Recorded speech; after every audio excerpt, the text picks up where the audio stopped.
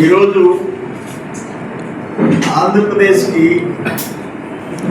ఒక మంచి రోజు.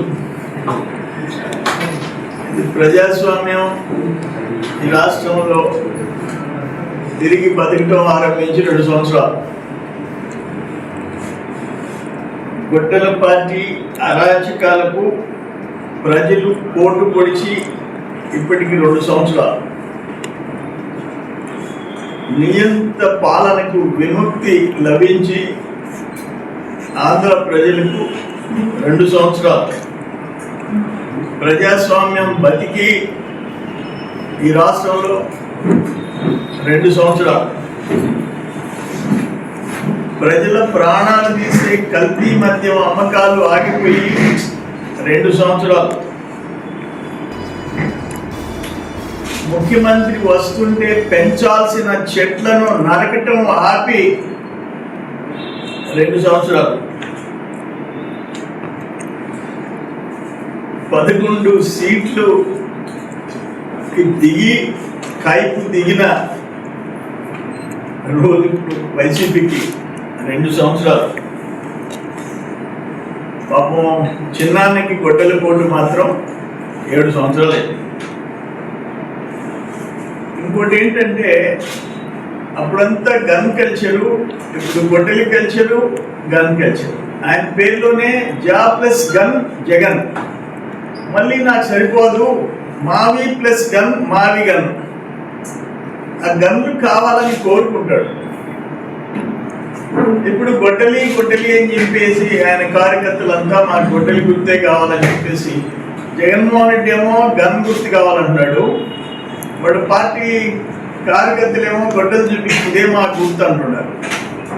అది ఇంకా పార్టీ డిసైడ్ చేసుకోవాలా, మీ గుర్తు గొడ్డలి కావాలన్నా గన్ కావాలో డిసైడ్ చేసుకోవాల్సిన అవసరం ఉంది.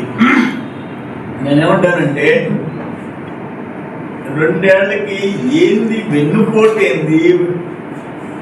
ఇప్పుడు మీ చిన్నానికి గొడ్డలు పోటీ ఇచ్చిన వాడివి వెన్నుపోటు ఏంది? కూటమి ప్రభుత్వంలో 2 yearsలో సంక్షేమ కార్యక్రమాల గురించి మాట్లాడే హక్కు ఉందా నీకు?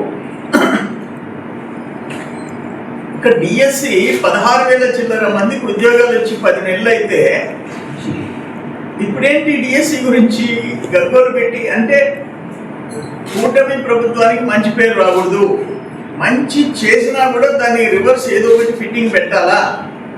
గుర్తుందా మీకు? 16,000 చిల్లర మంది ఈరోజు టీచర్ ఉద్యోగాలు, ఉపాధ్యాయ ఉద్యోగాలు చేస్తున్నారంటే that is because of Lokesh Babu, కూటమి ప్రభుత్వం. దానికి కూడా ఇప్పుడు ఆఫ్టర్ 10 months జాయిన్ అయిపోయినారు. ఇప్పుడు మీరు తెగ బాధపడిపోతున్నారు. ఒక్క మాట మీరేదో ఏదేదో చెప్తున్నారు. ఒకటే ఒక క్వశ్చన్, జగన్మోహన్ రెడ్డి 5 yearsలో నువ్వు టోటల్గా ఖర్చు చేసిన సంక్షేమ కార్యక్రమాలు నువ్వు ఎంత ఖర్చు పెట్టావో, మా పింఛన్ కార్యక్రమం, వితంతు వృద్ధాప్య పింఛన్లకి మేము పెట్టినంత దాటి నువ్వు అన్ని కార్యక్రమాలు కలిసి పింఛనంత పెట్టలే. సంవత్సరానికి 33,000 కోట్లు మేము ఖర్చు పెట్టాం. నేను స్ట్రైట్గా అడుగుతుండా, మీరు అధికారికంగా డీటెయిల్స్ డేటా తీసుకొని కావాలంటే మేము ముందు పెడతాం. పింఛన్లు రైతులకి ఇచ్చిన నువ్వు 6,000 ప్లస్ ఒక బిడ్డకి ఇచ్చిన 13,000 ఏమైనా కలుపుకో. మేము నెలకి 2,725 కోట్లు పింఛన్కి ఇచ్చాము. 16,300 కోట్లు 33,000 చిల్లర కోట్లు 33,000 చిల్లర కోట్లు సంవత్సరానికి ఇస్తున్నాము. నెలకి 2,725, సంవత్సరానికి 33,000 కోట్లు. నేను స్ట్రైట్గా నీ వెల్ఫేర్ కార్యక్రమాలు అన్నీ కలిపి 33,000 కోట్లు ఖర్చు పెట్టావో చెప్పు, నీ ఫిగర్స్ ఏదో చెప్పు. నువ్వు కూటమి ప్రభుత్వం సంక్షేమ కార్యక్రమాల గురించి మాట్లాడతారా? మా మేనిఫెస్టో గురించి వెన్నుపోటు అని చెప్పి మాట్లాడతారా? నువ్వు రాగానే మద్యపాన నిషేధం విధించి ఎలక్షన్కి పోతానని చెప్పావా లేదా? మద్యపాన నిషేధం విధించకపోగా నువ్వు చెప్పిన మందే తాగి చావాలని రిస్ట్రిక్షన్ పెట్టావా లేదా? 30 చిల్లర వేల మంది ప్రాణాలు పోగొట్టుకున్నది వాస్తవమా కాదా? 30 చిల్లర వేల మంది నీ కల్తీ మద్యాన్ని పాపానికి అసలు మీకు మాట్లాడే హక్కు ఉందా? ప్రజాస్వామ్యం కూని అయిపోయింది. ఆంధ్రప్రదేశ్ చరిత్రలో ఎంతో మంది ముఖ్యమంత్రులను చూసాం. మేము పిల్లలప్పటి నుంచి ముఖ్యమంత్రులను చూసాం. నీ అంత ఘోరాలు నేరాలు చేసిన ముఖ్యమంత్రిని చూసామా? లేదే. దురదృష్టం. పాపం ఆ సునీతమ్మ వాళ్ళ నాయన గొడ్డలి పోటీ విషయంలో అసలైన హంతకులు అంతు చూడాలని ఢిల్లీ దాకా గల్లీ నుంచి తిరిగి 7 ఏళ్ళు అయిపోయింది. 7 ఏళ్ల నుంచి తిరుగుతూ ఉంది. ఒక చెల్లెలు, రెండో చెల్లెలు తల్లి,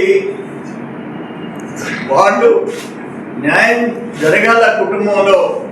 రాజశేఖర రెడ్డి ఏమి రాసిపోయినాడో ఏమి చెప్పిపోయినాడో అది జరగాలని చెప్పి తల్లి చెల్లి. లేకపోతే చెట్లు ఎంత నాటాలా అని చూస్తారు.